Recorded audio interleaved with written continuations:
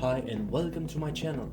All crypto related videos that will be posted here will be as short as possible in order for all of you to understand better how to use it properly. Before we begin, don't forget to subscribe, press the like button, share this video to others as well, and select to be notified. Thank you very much. In order to properly understand the idea and the principle behind any chart characteristics or any indicator, first of all, do a little research yourself. Do not hesitate to do that, okay? Go on Google or go on Wikipedia like I'm showing you. Type on the search bar the information that you require. Learn the definition, okay? The definition and the characteristics of each indicator, each stuff, okay? And after that you can apply it on a chart. Do not skip this step, it's very important and will help you in the future. And Investopedia is not sponsoring me, so you can use any other website that you want. I gave it just as an example.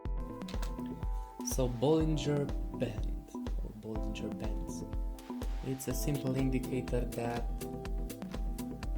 can show you as well support, resistance, trend, multiple things. Not always that right, but it's useful. Okay, so as I keep telling you guys, do not use indicators separately, use them in correlation with others. So you have to pay attention for a few things on the chart.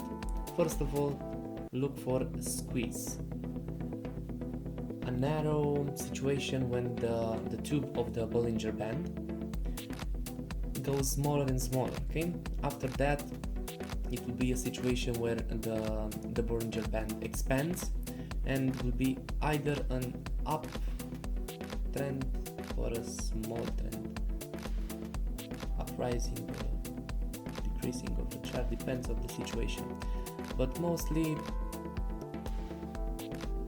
is influenced by the request and demand on the market.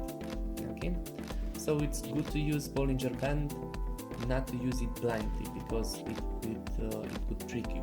Okay, so pay attention on the case and for other indicators as well.